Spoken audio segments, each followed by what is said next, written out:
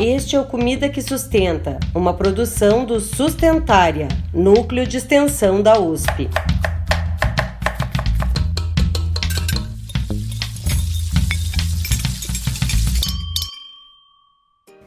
Olá, olá!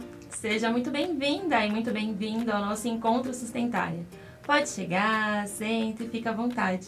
Meu nome é Pamela Tchicchini e está começando o 5º episódio principal da 4ª temporada do Comida que Sustenta. E nessa temporada temos falado do cuidado e do afeto que permeia a alimentação e como esses sentimentos ou essas atitudes podem entrelaçar diferentes gerações e fases da vida humana. E se voltar, por outro lado, ao alimento que cultivamos, colhemos e preparamos. E nesse episódio vamos ampliar um pouco mais o alvo do cuidado e do afeto a partir da percepção de que eles podem ou devem estar voltados também para outras espécies animais e, em última instância, para o planeta como um todo. E para me acompanhar na apresentação desse episódio, vou chamar a Laís Ferreira Dias, que é nutricionista e mestranda pela Faculdade de Saúde Pública da USP e membra nova aqui do GT, do podcast. Então, por isso, vocês ainda não tinham ouvido a voz dela ou visto ela aqui no estúdio, apesar dela estar sempre aqui nos bastidores com a gente das gravações. Oi, Laís, seja muito bem-vinda. Obrigada, Pam. Tudo bem, gente? Estou muito feliz, de estar aqui presencialmente, ouvindo a minha voz, todos. Estou muito feliz de estar aqui.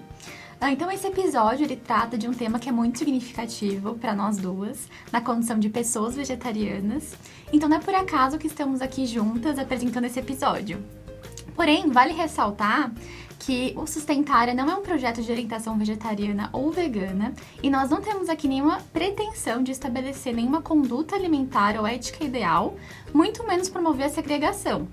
Nossa ideia com esse episódio é promover uma reflexão sobre o consumo de carne e demais produtos de origem animal, especialmente na frequência e quantidade em que são consumidos, e a partir da lógica de produção predominante na atualidade. Isso é uma pauta que está nas origens do Sustentária e que você, que nos acompanha, sempre vê ou escuta por aqui. Exatamente, Laís. Já contamos isso em episódios anteriores, mas o Sustentária nasceu impulsionado pelos resultados da pesquisa de mestrado da nossa coordenadora, que é a professora Aline Martins de Carvalho, que foi realizada lá em 2011, e indicavam uma ingestão elevada de carne pela população brasileira já naquela época. E desde então, o projeto vem buscando responder como equilibrar isso de modo a beneficiar não somente os seres humanos e a sua saúde, como também os animais tradicionalmente criados para o consumo humano, bem como o meio ambiente do qual todos fazemos parte. Mas vale dizer que esse roteiro ele foi elaborado pela nossa equipe aqui do podcast com uma grande preocupação em trazer ao episódio a forma como o Sustentária discute esse tema e não representam necessariamente as opiniões das apresentadoras que estão aqui envolvidas na temática. Então, para começar nosso bate-papo, vamos ouvir a Cecília Villanova, estudante de História da Universidade Federal Rural de Pernambuco, e a sua reflexão e trajetória a respeito do consumo de alimentos de origem animal ao longo da sua vida. No relato dela, a Cecília nos conta como chegou à decisão de não comer mais carne, nos fazendo refletir sobre a abundância dos fatores que podem levar a sua escolha a uma escolha como essa. Vamos ouvi-la?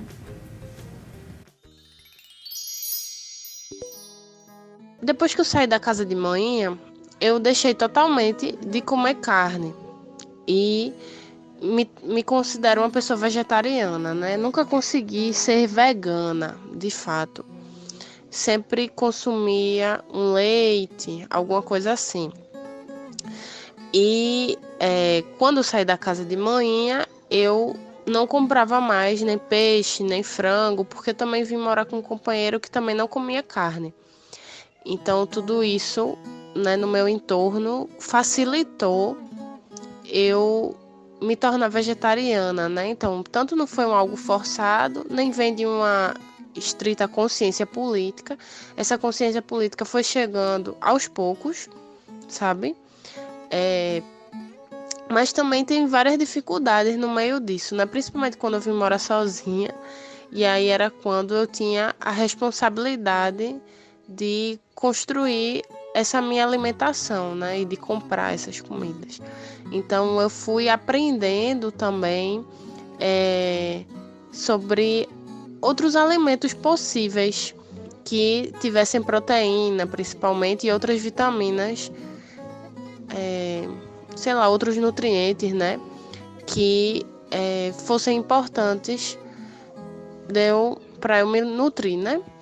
E aí, o que acontece? Muitas vezes, inclusive, esses alimentos eram bem caros, né? Então, no início eu era bem sonhadora, e aí comprava muitos grãos, várias coisas assim, que em alguns momentos de crise não era possível para mim consumir, comprar e tal. Principalmente, eu acho que um dos grandes problemas é na rua, né? Você, quando vai na rua para você comer, quando tipo tem algum lugar que vende a comida vegana, geralmente é um pouco mais caro. E é inclusive uma grande contradição para mim, porque carne é muito mais caro, na real, né? E outros tipos de alimentos, né, principalmente legumes e verduras, né, são bem mais baratos do que carne. E aí eu tive que começar a introduzir outros tipos, né, de comida para, inclusive, tipo, atualmente, né, como falei, sou vegetariana. Então, atualmente eu não como nenhum tipo de carne, mas eu consumo leite e os derivados do leite, principalmente o queijo. É algo que eu como bastante. E também voltei a consumir ovos.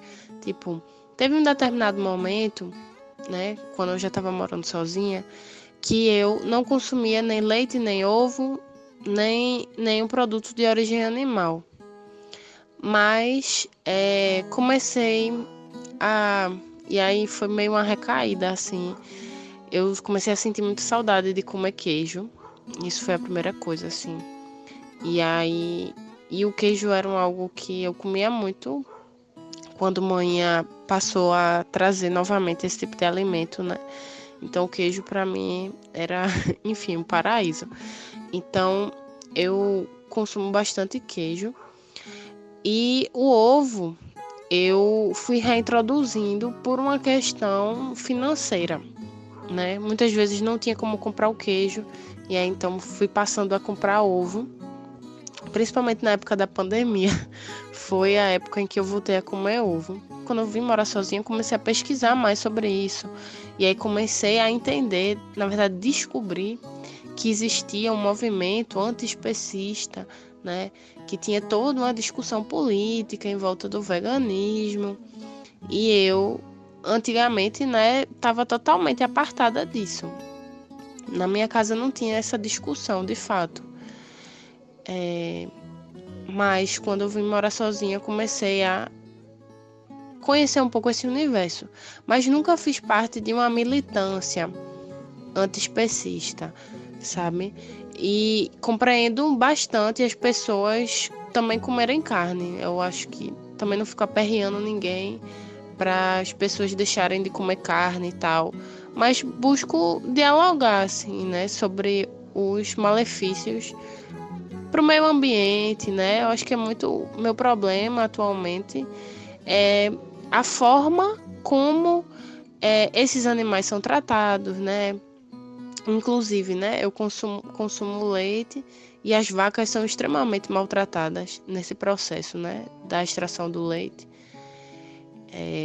Então, eu hoje compreendo que a gente vive num sistema, né, capitalista que trata a vida desses outros seres como objeto, mercadoria a servir aos seus interesses de lucro, assim, né, bem predatório mesmo. E aí isso me faz não querer, de fato, voltar a comer esse tipo de alimento. Ah, Cecília, às vezes você tem vontade de comer carne. Olha, às vezes eu tenho vontade de comer coxinha. Pronto. Coxinha é algo que ainda dá vontade de comer. Mas me seguro para não fazer isso. Mas o ovo e o queijo, realmente, tanto porque são alimentos práticos, né? E são para minha condição financeira mais acessíveis. Eu fui introduzindo, né, conforme fui pesquisando, fui introduzindo outros alimentos, tipo lentilha, grão de bico, não só a soja, sabe? Mas outras comidas, assim, né? Carne de jaca também, berinjela, sabe? Mas também, no meu dia a dia, sendo bem sincera, também não faço algo muito mirabolante. Carne de jaca é uma vez ou outra, porque dá muito trabalho e enfim, muitas demandas no dia a dia, né? Trabalho, estudos. Então, acaba que eu não tenho, às vezes, muito tempo para cozinhar. E aí, isso me leva bastante a continuar comendo queijo e ovo. E aí, não sinto que essa minha escolha influenciou muito outras pessoas. E eu coloco escolha porque sei que nem todo mundo tem essa opção, saca? Sei que muitas pessoas tanto não têm acesso a essa discussão, né, pensando numa questão política, como muitas pessoas não têm outras possibilidades alimentícias mesmo, assim, né? É muito mais fácil você ir ali no mercado e comprar um pedaço de carne, assim, aqui em Recife mesmo, tipo um pedaço de charque, que é o tipo de carne que é mais barata, sabe? E aí as pessoas têm essa necessidade mesmo, né? Principalmente o ovo, né? O ovo também é o que é mais barato por aqui, né? Nesse sentido proteico, assim, de origem animal. Assim como acho que também tem a questão cultural também, mas acho que tanto a cultura como essa questão econômica, assim, influencia bastante, né? Então eu não sinto que eu acabei influenciando outras pessoas, porque também não me sinto numa militância em torno dessa questão, mas sinto que provoco. Eu busco provocar pelo menos meus amigos, meu irmão mais novo, alguns parentes próximos, assim. É muito interessante o que a Cecília traz da sua experiência enquanto vegetariana, desde, né, da infância, um pouco motivada e influenciada pelos hábitos da mãe. Eu acho que isso reflete um pouco também na minha experiência. Eu já me tornei vegetariana com 24, então já são quase 10 anos de vegetarianismo. Eu já tinha um consumo mais reduzido, assim, por vontade própria, mas não com a consciência do que isso poderia se tornar depois, ou que isso tinha um movimento muito maior. Acho que esse assunto também não era tão discutido uns anos atrás.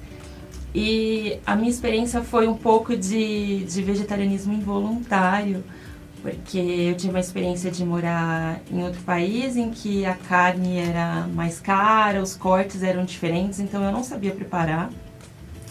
Então comer carne era uma coisa assim de final de semana, de vez em quando, que a gente comprava, preparava e fazia junto com quem eu morava. E aí eu acho que eu já fui me habituando a reduzir o consumo. E quando eu voltei para casa, acho que também ter contato com outros vegetarianos, com amigos e tal, me fez refletir. E aí eu fui reduzindo o consumo até que eu falei, não, agora eu não vou consumir mais. E eu acho que uma coisa do vegetariano futuro gente, não é toda a trajetória que é dessa forma, né? Mas algumas incomuns que eu converso com relação aos laticínios e os ovos. Eu acho que um caminho prático é retirar carne vermelha, né? Depois as demais. E a dificuldade ainda é com o queijo, assim como a Cecília comenta no relato. Às vezes é a opção que você tem para comer fora, né? Aqui em São Paulo ainda eu sinto mais facilidade. Em outros estados, às vezes nem opção só de queijo tem. Às vezes é queijo com presunto, queijo com alguma coisa, né? E aí, foram as dificuldades. Mas, no geral, eu tenho um consumo reduzido, só quando realmente precisa ser uma opção. Mas acho que o interessante também é pensar na família. A minha família não é vegetariana, apesar de, ao longo do tempo, ter se tornado um pouco também. Então, minha irmã já faz Segunda Sem Carne, que é uma campanha conhecida. Minha mãe já quase não prepara em casa, porque senão só ela tem que comer, aí ela acha que não, então... o quanto a gente também é influenciado pelos nossos familiares, mas o quanto a gente também consegue influenciar as pessoas que estão ao nosso redor e a refletir sobre o consumo. Então, hoje, minha irmã também não come embutidos, então ela também foi muito aberta a sempre conversar e tudo mais. E o quanto isso me trouxe para a nutrição também, porque os vegetarianos normalmente são muito questionados e traz uma curiosidade, é uma coisa diferente.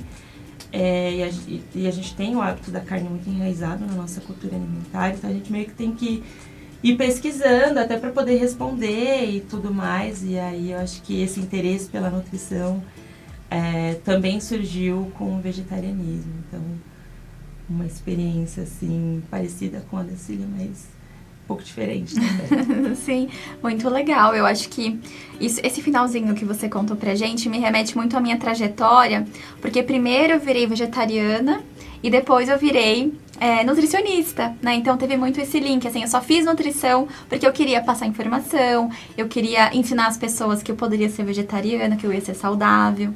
Então isso é muito legal, assim, e essa questão do ambiente, né? A Cecília fala muito da mãe, traz muito isso, e como a gente pode, sim, passar para as pessoas também um pouco do que a gente aprende, né? Então, isso é muito legal. Mas uma coisa que me chama muito a atenção na fala da Cecília é quando ela diz que, nossa, eu comecei a comer lentilha, eu comecei a comer grão de bico, eu comecei a comer outras coisas que não a soja, que a gente vê muito, que o vegetariano come muita soja. Então, isso é muito legal, assim, ver. E me abriu muito os olhos também, porque a gente passa a ter curiosidade sobre outras coisas. Então, a gente fica tão preso ali na carne enquanto mistura, enquanto todo esse contexto da valorização da carne no prato, a gente começa a olhar para outras coisas também. Então isso, eu ouvi o relato da Cecília, eu falei, nossa, foi exatamente assim comigo. Comecei a comer outras coisas que não só ali a carne, né? Então acho que eu nunca tinha comido lentilha na vida e passei a comer porque achei, e isso foi na minha família também, né? Então, minha mãe passou a reduzir o consumo, como foi com você também. Minha mãe passou a reduzir o consumo de carne, meu pai. Então, isso é muito legal, que a gente abre ali o olhar para outras coisas e as pessoas também aprendem com isso e se inspiram. Então, muito importante esse relato da Cecília. E a Cecília fala sobre oscilações na alimentação dela e também da família ao longo da vida. Quer dizer, assim, fases em que algum tipo de carne ou outros alimentos de origem animal voltaram ao prato e outras em que havia uma restrição mais rigorosa. Isso é bastante natural, uma vez que as escolhas alimentares dependem de uma enorme gama de fatores, inclusive renda, região onde se vive, conhecimento, aspectos emocionais e até mesmo nutricionais, que podem levar à reintrodução de alimentos que não faziam mais parte do padrão alimentar, ainda que temporariamente. Portanto, não deve ser visto como uma espécie de retrocesso ou motivo de frustração para as pessoas que optam pelo vegetarianismo ou veganismo, e muito menos pelas pessoas que fazem parte do convívio dessas pessoas e que apresentam outras condutas alimentares. Sim, isso é muito importante, porque no sentido de não criar mais um elemento de pressão social ou julgamento, de divergência entre as pessoas, numa realidade que já é tão marcada pela polarização, né? E tem mais um ponto da fala da Cecília que eu gostaria de destacar, que é quando ela relata que a mãe comia muita soja. E de fato isso não é incomum, que as pessoas que deixam de comer carne passem a substituí-las por preparações à base de proteína de soja, ou mesmo aquelas que excluem os lácteos da sua alimentação e consomem bebidas de soja ou alimentos fermentados à base de soja em grandes quantidades.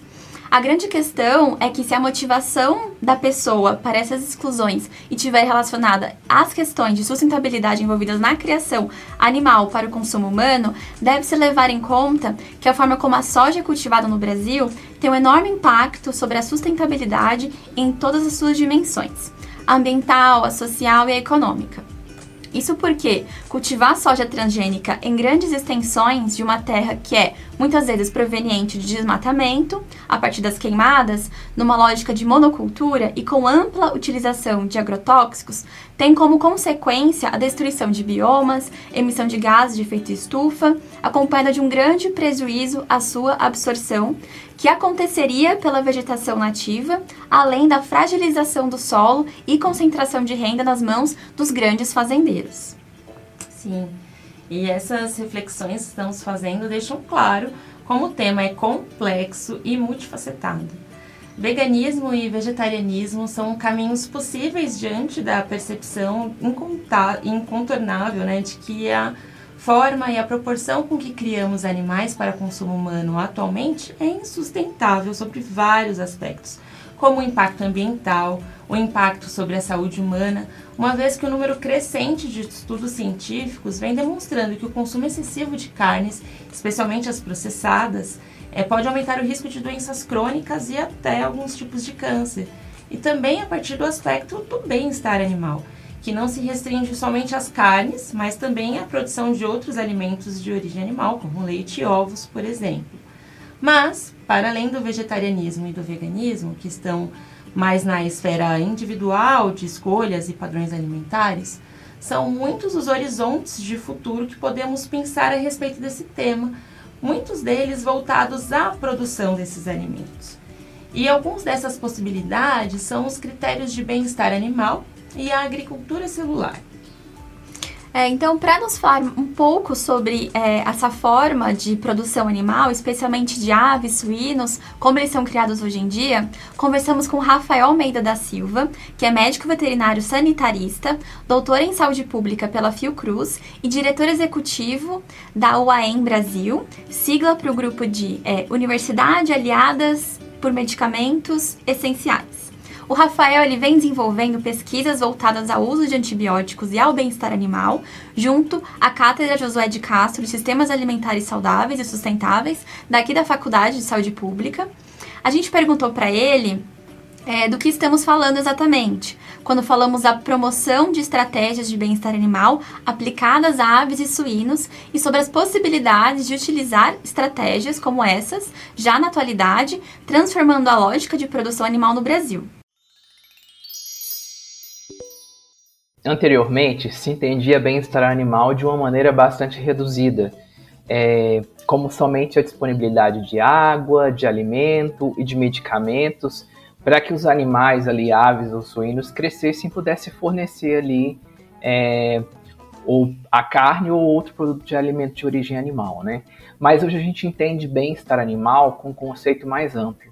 Ainda não existe uma definição sobre o que é bem-estar animal, e existem diversas definições em diversos contextos sociais, mas nós acreditamos que bem-estar animal, quando eu digo nós, eu falo meu grupo de estudo, estudando, discutindo, nós acreditamos que bem-estar animal vai além de muito disso. Bem-estar animal vai em respeitar a dignidade, reconhecer que os animais são seres inteligentes, que são seres sociáveis, que têm capacidade de sentir alegria, de brincar entre si.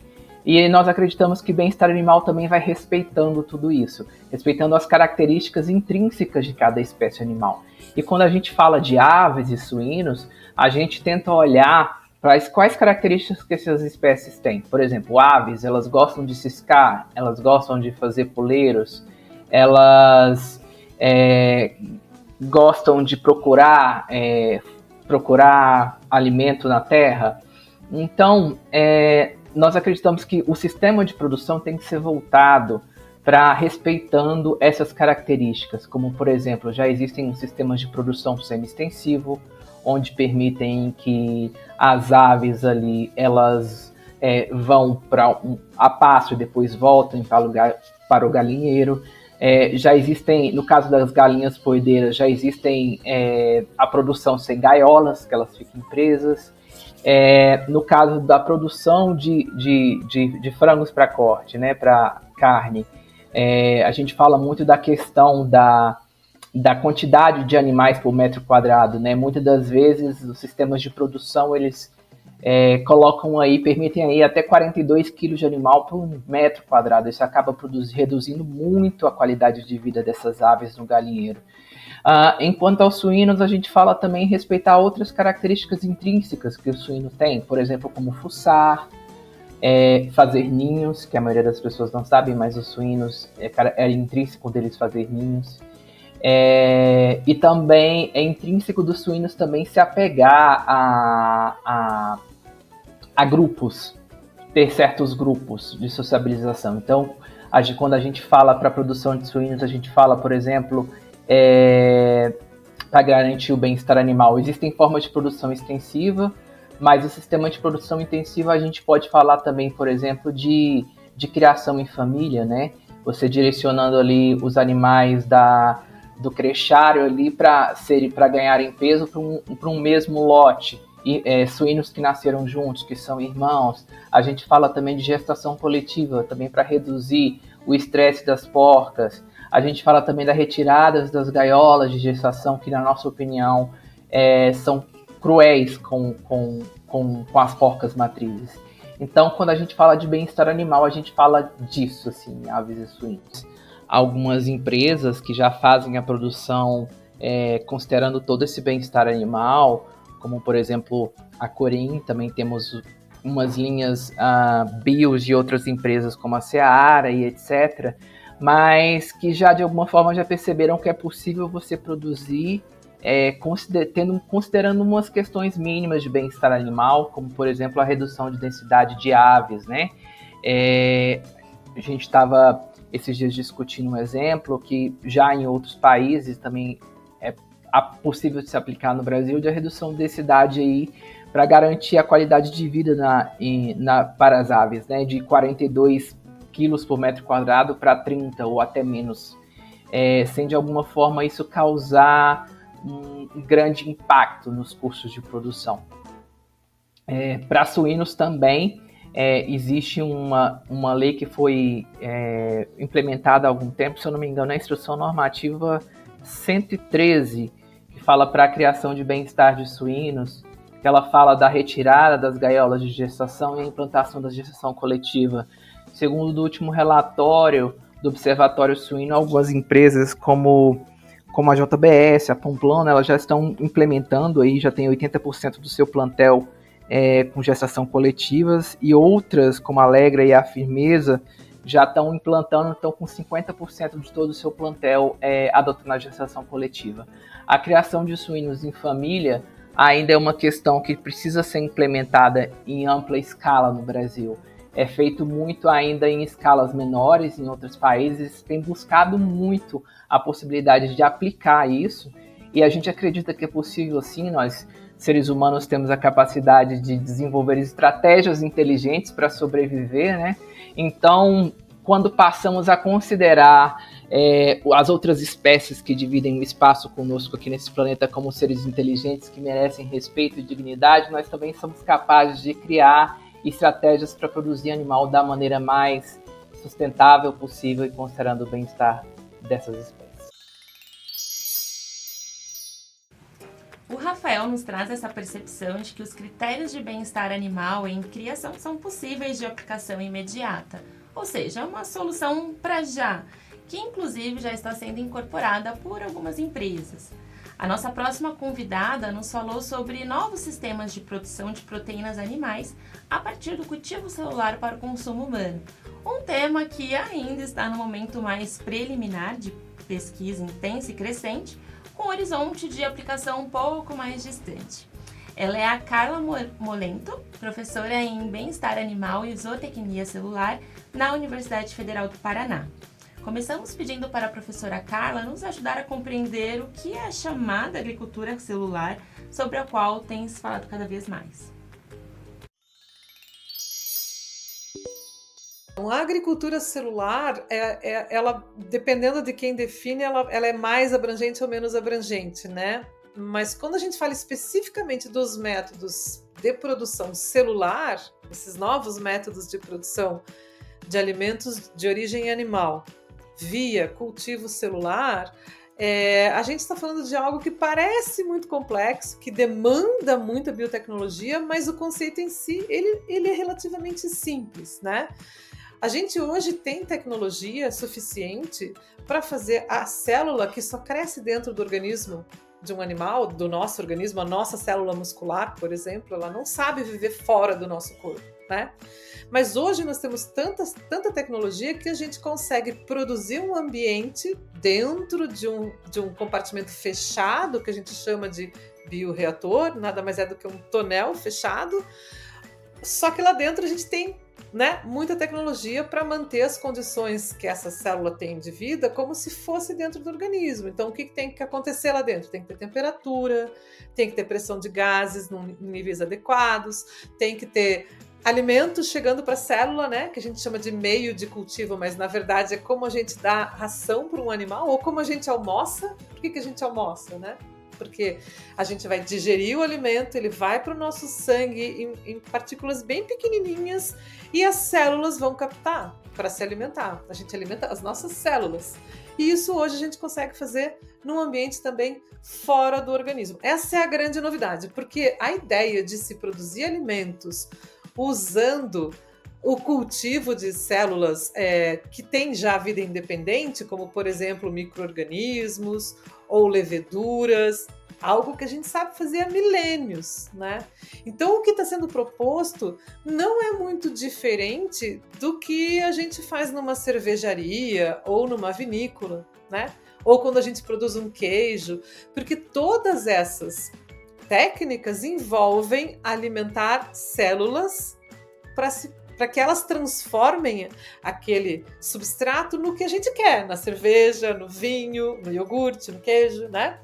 Só que agora a gente tem mais um tipo de célula que a gente consegue usar dessa forma, que são as células animais. E isso é muito libertador, porque ao fazer isso, né, a gente imediatamente percebe que duas coisas. Primeiro, o que vai sair daquele tonel é realmente a carne do animal cuja célula nós estamos usando, porque todo o processo de síntese é coordenado pelo DNA daquele animal. Então não vai ser uma carne parecida com a carne convencional, vai ser a mesma carne, tá?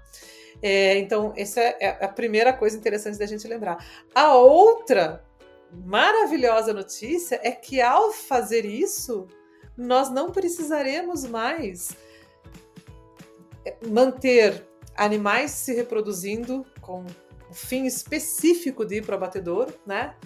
Esses filhotes nascendo, sendo colocados em sistemas confinados, que é a maior parte dos animais hoje que são levados para o abatedouro para produzir alimentos, mas assim, grande maior parte é de produção intensiva, são animais confinados, vivem um período de tempo tão curto que na maioria das vezes não chegam nem a atingir a puberdade, eles vão para o abatedouro antes, tem uma genética tão alterada que eles crescem em dias o que eles levariam anos se eles tivessem a genética natural. Então as pessoas pensam assim, mas a carne convencional é natural. Não é natural. A seleção artificial que foi feita na genética dos animais produziu, por exemplo, um frango que em 40 dias ele cresce 2 quilos, 2,5 kg de 50 gramas que um pintinho nasce, né? Isso não é, a natureza não fez isso, quem fez isso fomos nós, seres humanos, né? Então, essa vida desse animal num sistema confinado, ela é caracterizada por um grau de bem-estar muito baixo. E isso a gente não consegue resolver, porque esse grau de bem-estar baixo é resultante de uma pressão que as pessoas que trabalham nesses sistemas têm por uma produção ao menor custo possível, né? Então a gente saberia até fazer diferente, mas não vai acontecer, porque o sistema é todo montado em cima de uma economia de produção, né? E a outra questão é que esses animais, por definição, são levados para o abatedouro, eles nascem para morrer e no menor tempo possível, porque isso é o mais lucrativo. Então, além de uma vida de um grau de bem-estar muito baixo, o que em termos nossos, assim, mais comum significa sofrimento, né? Esses animais também vão para a matança muito cedo. Mas a gente está investindo, então, e a gente aí é o mundo, né? Investindo na agricultura celular, porque ela vai nos entregar produtos verdadeiramente de origem animal, mas sem envolvimento, né, de criação e matança de animais para isso. Uma vez sabendo essas questões conceituais, entendemos que precisamos situar qual é o lugar da agricultura celular quando falamos sobre alimentação sustentável. Quer dizer, se entendemos a sustentabilidade além da ambiental, quais são as novas possibilidades que essa tecnologia inaugura? Talvez pegando pelo início, né, da definição da sustentabilidade, né? Claro que a sustentabilidade ambiental ela é muito importante até para que a gente possa continuar tendo a vida no planeta como a gente conhece, né?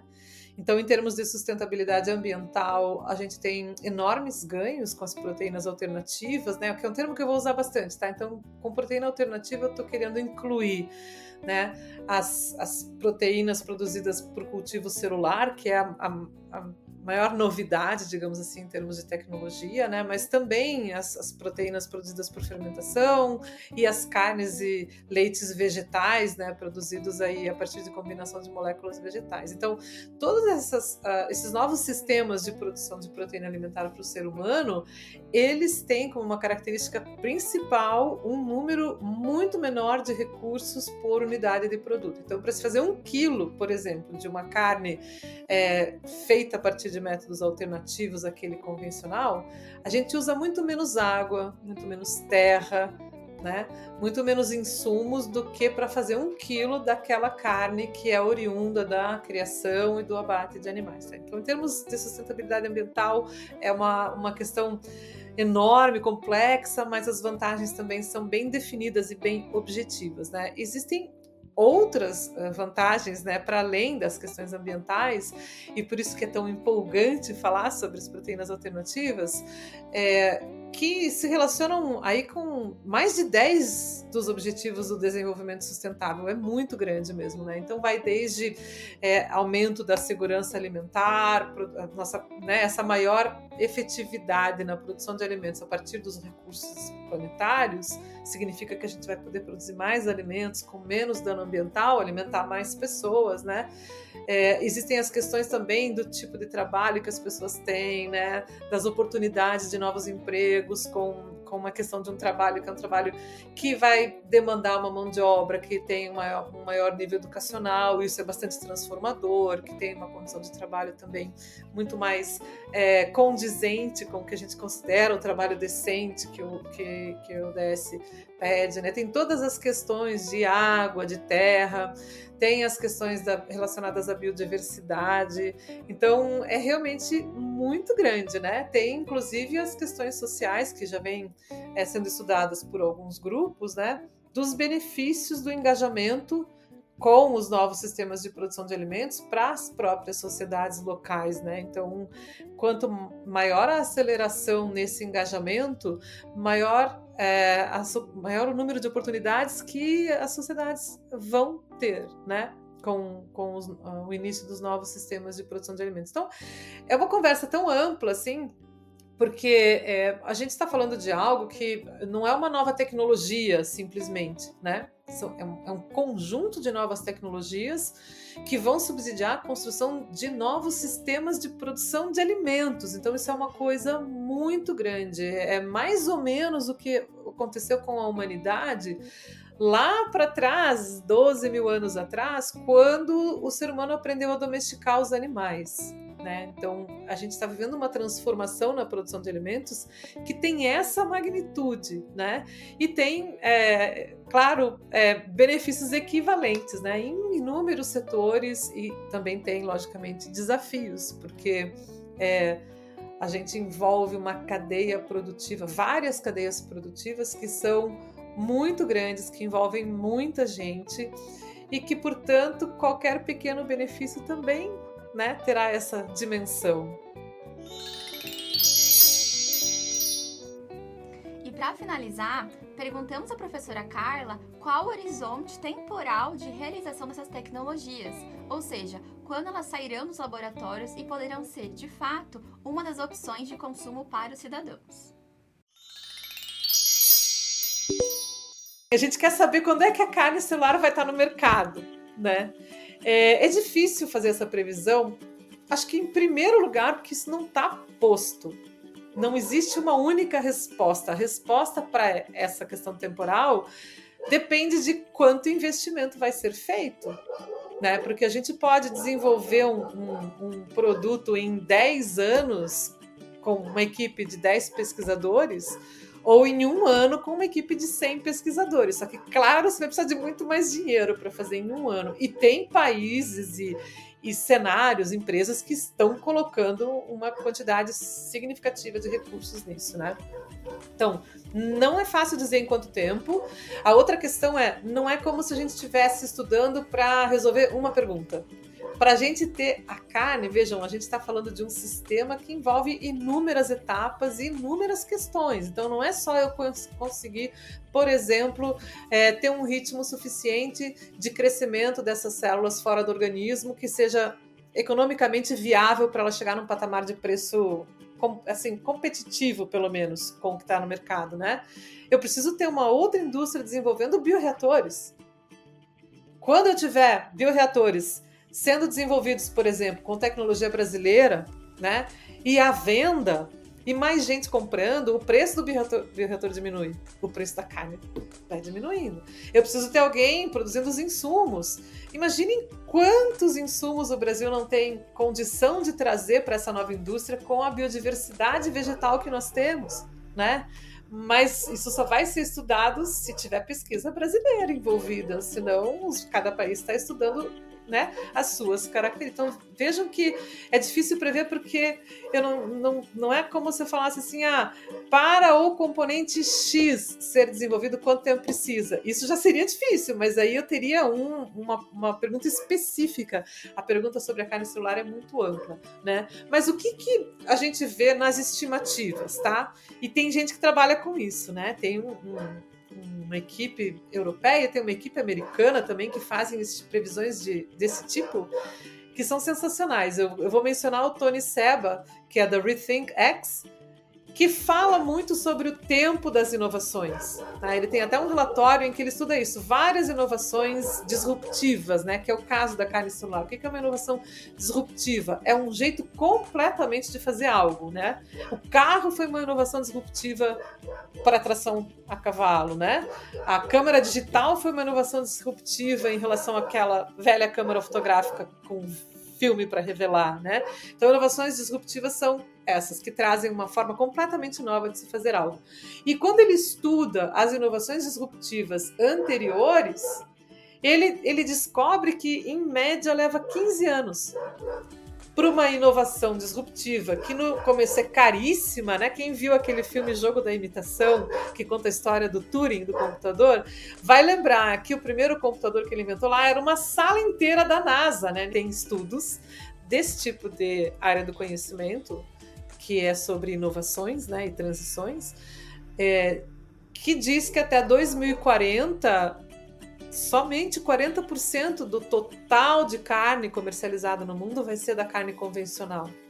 35% vai ser da carne celular e 25% vai ser das carnes vegetais, tá? Então, isso para dar uma dimensão de que eles vêm trabalhando nessa perspectiva aí de que 15 na mais ousada, na previsão mais ousada, né? Mas uns 20, 30 anos, a gente vai estar num outro mundo já em relação a isso. Agora, hoje já tem carne celular no mercado, né? Em pouquíssimos lugares do mundo, né? Singapura já tem em alguns restaurantes carne celular de frango e parece que recentemente eles começaram a vender no varejo, né? Para você comprar no mercado e levar para casa. E também alguns estados americanos já têm a aprovação para essa comercialização. Então já existe, mas é caríssimo, né? E tá bem longe da gente. Mas nós estamos trabalhando também, o Brasil não está parado. Felizmente tem algumas visões no Brasil, né? De que investir em inovação é importante. E a gente vem vendo, então, alguns desenvolvimentos interessantes nesse sentido. E a professora Carla finalizou a fala dela nos convidando a refletir justamente sobre como esse episódio é tão representativo do tema dessa temporada. Afeto, assim como saúde, assim como vínculo, são questões que ultrapassam a barreira da espécie, né? Quando a gente é afetuoso com outros, esse outro pode ser um outro ser humano, pode ser um cachorro, pode ser um porco, pode ser um leão, né? O sentimento de afeto é o mesmo, né? Isso se chama bem-estar único. Então, quando a gente pensa em afeto em relação à nossa alimentação, a gente precisa olhar o que tem no nosso prato. A gente tem uma gama de opções para se alimentar, inclusive de uma maneira mais saudável, quando a gente pensa o que eu quero, para que eu quero contribuir quando eu decido qual alimento eu vou comprar.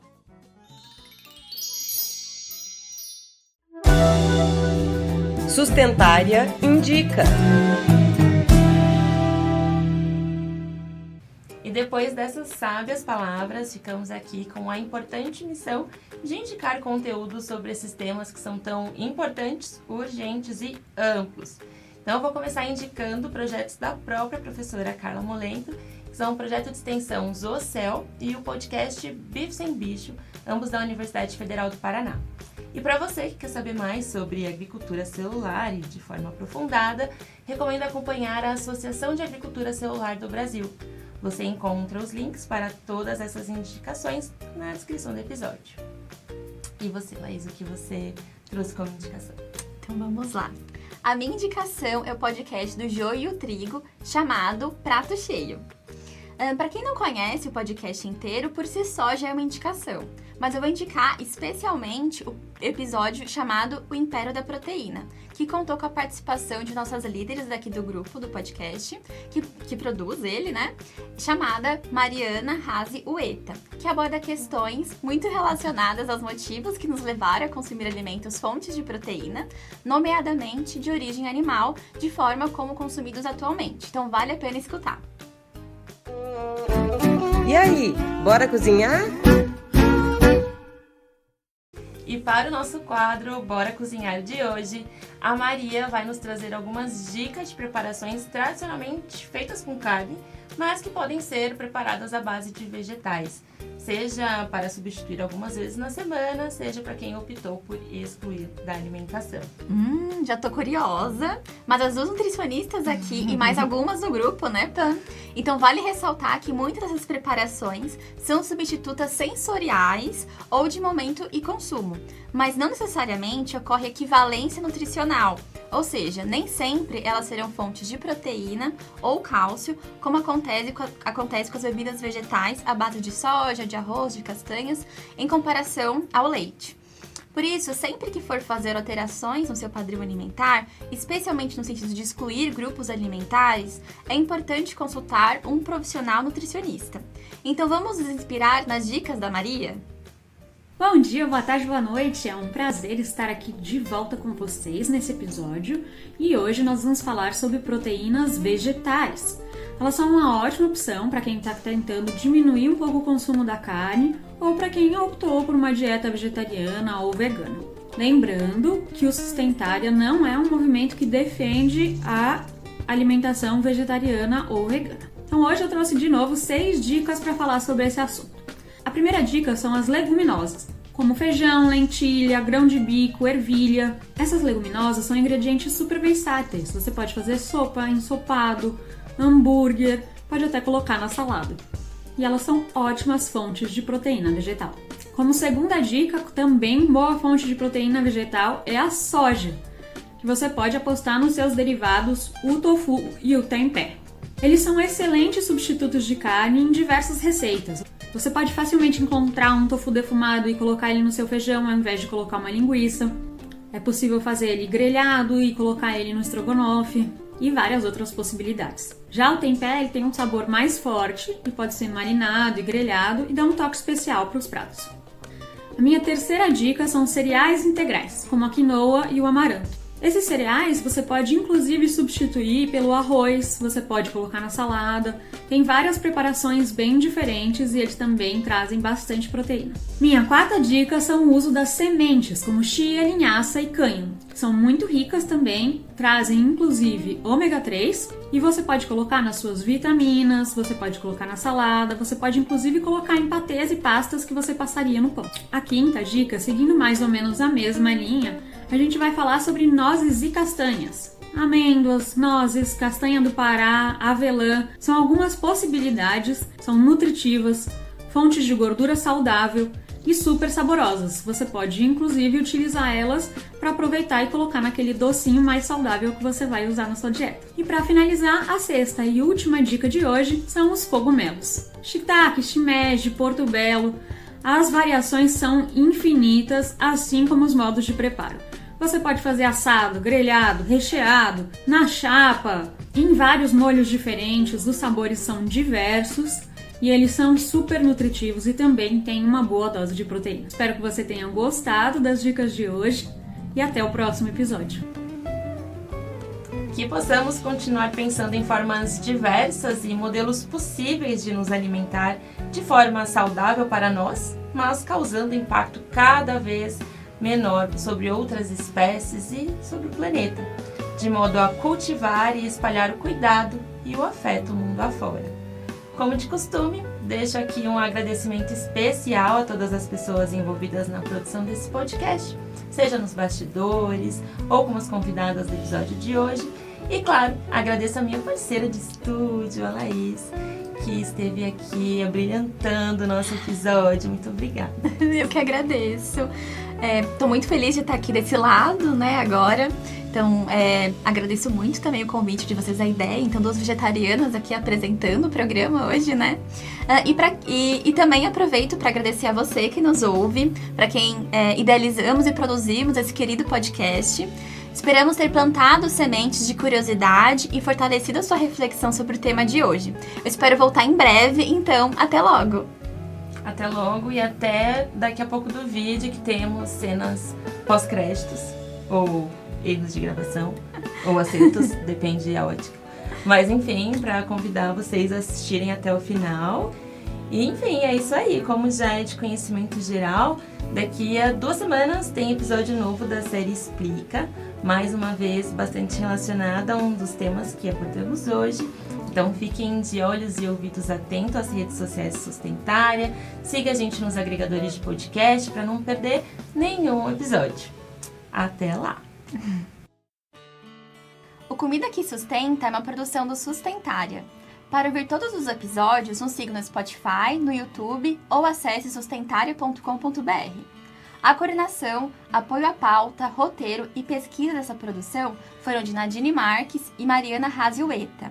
A apresentação de Pamela de Cristine e Laís Dias. A curadoria das dicas da chefe ficou por conta de Maria Catão. A edição foi de Lúcia Santos Felipe e as trilhas sonoras e sonoplastia da Daniela Viana e Fernando Curaien. Os materiais de divulgação foram de Gabi Mafuz, Catarina Cruz e Lúcia Santos Felipe. O Sustentária é o núcleo de pesquisa e extensão da USP, idealizado e coordenado por Aline Martins de Carvalho, professora do Departamento de Nutrição da Faculdade de Saúde Pública da USP.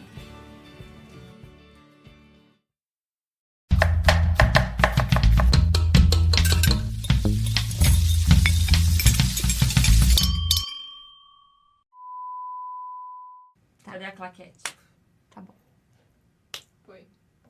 Ministério da Proteína, que contou com a participação de uma das nossas líderes daqui do grupo, que produz esse podcast, a Mariana Razioeta. Nossa, Zoeta. Zoetas. É que eu tô tudo Raze.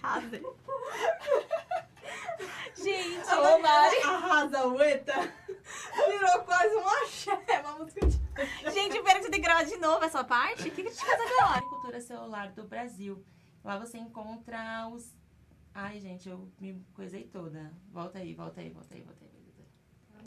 Tem um negócio azul, aí eu comecei a olhar só pra ele. Mas é o negócio do microfone. A minha indicação é o podcast do Joio e o Trigo, chamado... Gente, eu falo comida que senta de novo, cara. Comida que sustenta. Ele é muito bom mesmo, eu entendo. Prato cheio, sustenta prato é o cheio, melhor. prato É o cheio. melhor Eu digo prato cheio. Realmente. Até lá. Eu amei a referência, mas quem só ouve o áudio não vai ver o então eu pensei nisso. Mas sabe que em algum teve, né?